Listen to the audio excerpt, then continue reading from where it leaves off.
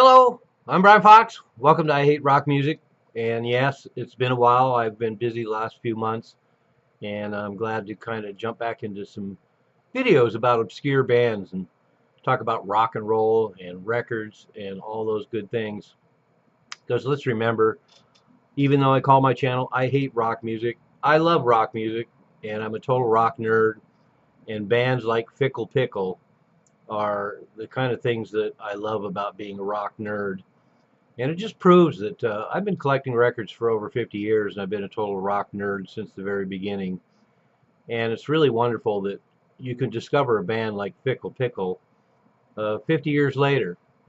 They were around in 1970, and I never heard about them until about 10 years ago. I used to see their singles around in collector circles, but I didn't think much of it, although I liked the name. But the other thing that's great about a band like Pickle is just the unusual story of this band, and that's where my inner rock nerd comes out. Seeing stories about a band like Pickle, and what's interesting about them is, first of all, they're completely obscure even now, and now a new triple CD set has come out over the last decade or so, and it collects 61 tracks, which is amazing for a band that hardly anyone's ever heard of, that there's this much material out there. And it comprises their first album, which came out in 1970, called Sinful Skinful. And it came out on the Explosion label only in the Netherlands. So that explains one of the reasons why a UK band of this caliber is virtually unknown. So that album is hard to come by. I've never been able to get a copy. And then they released 9 singles after that between 1970 and 1972, and a lot of cool covers as well. And so let's get into a little bit about the band. Cliff Wade on guitar and bass, Jeff Gill on drums, Will Malone on keyboards, and Steve Howden on guitars. And features members from several older bands, The Smoke, who had a big single back in the 60s, Orange Bicycle, and Red Dirt. So out of those 3 bands came this band, who called themselves Fickle. So this also brings up one of the other things I'm always fascinated by.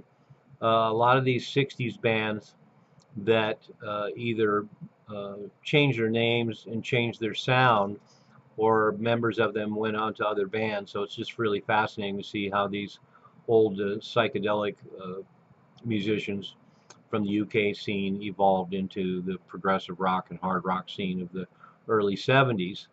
And we see a lot of examples of this, and this is another one.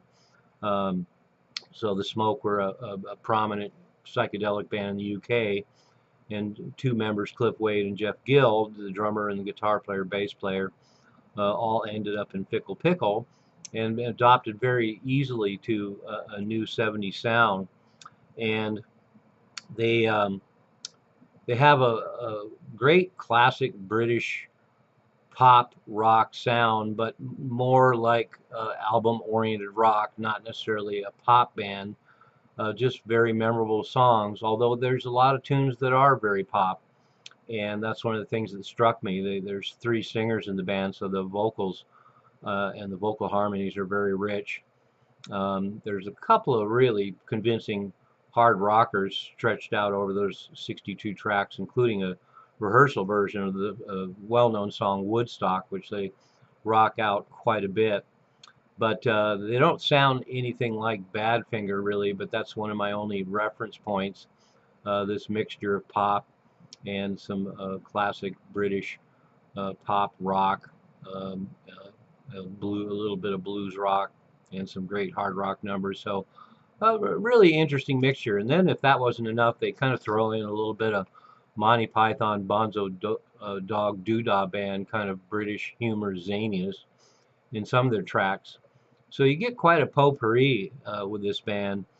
And the other thing is they are all excellent writers as well, but they ended up doing quite a swath of pretty cool covers. Some of them are a little more obscure than others, but they actually came out with a single of the Beatles or Paul McCartney's "Maybe I'm Amazed," and a very convincing version of it. And the fact that they can pull that song off really gives you an idea of the caliber of the group.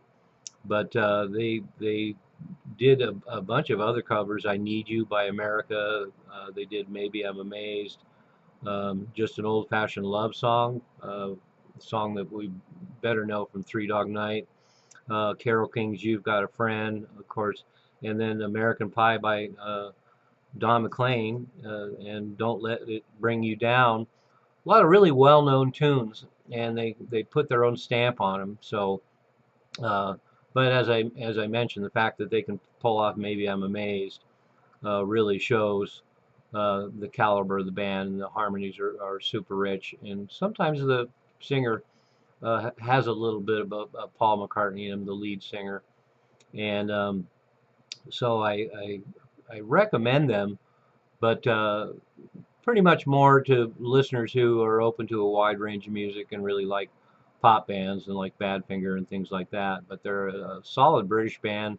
It's really a shame that their only album came out just in the Netherlands. It's a shame that they only had one album, but as I mentioned, this new triple CD set, well, it's not that new anymore, probably 10 years or so.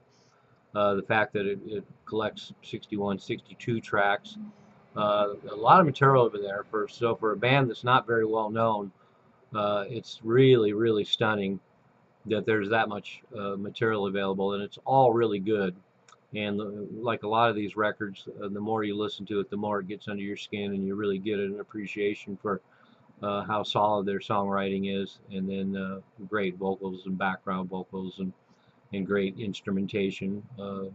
All of them were known to do a lot of session work as well, and also they were also involved in a lot of production and engineering. So there's a lot of talent and a lot of expertise in the band that explains pretty much why they're such an accomplished band, and that makes the mystery all the greater that they're such an accomplished band, and they really have slipped through the cracks. The fact that I didn't discover them for 40 some odd, 40 plus years, and a lot of other people haven't heard of them out there. I don't know if they're getting attention now or not, or if they have the cult following, but they should. But Pickle, great name as well, and like I say, if you just have a deep love for great British rock with a lot of pop elements and a lot of British humor and zaniness and some really tasty um, instrumental work, then this band is for you. And that's another thing about this band. There's not a lot of grandstanding. The musicianship is really top notch, but it all serves the music and serves the songs. And so there's not a bunch of long extrapolations with guitar solos and drum solos and dramatic, um, brash arrangements. It's really straightforward, but as far as that kind of music goes, it's as good as it gets. So as always, I'll attach a link below to YouTube. Has posted all 62 of the songs, and if you don't like one song, move on to the next one. And by the time you're finished, you're definitely going to be a Pickle fan.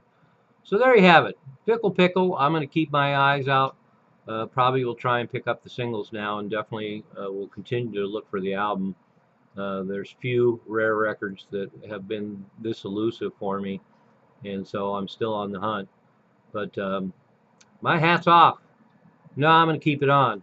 Pickle. Check them out. I'm Brian Fox. Thanks for watching I Hate Rock Music. And by the way, appreciate all the people that have subscribed to me in the last year, and the people who have said that they enjoy my videos. I know there's a lot of stuff out there like this, but I'm a rock nerd. I've been collecting records for over 50 years, and I really love all these stories and all the histories and the attention to detail. And so I might be able to supply a little extra compared to a lot of other people out there on YouTube doing these kinds of things, and also just taking one band at a time in my videos seems to be the best way to go. So anyway, Pickle, yeah, man.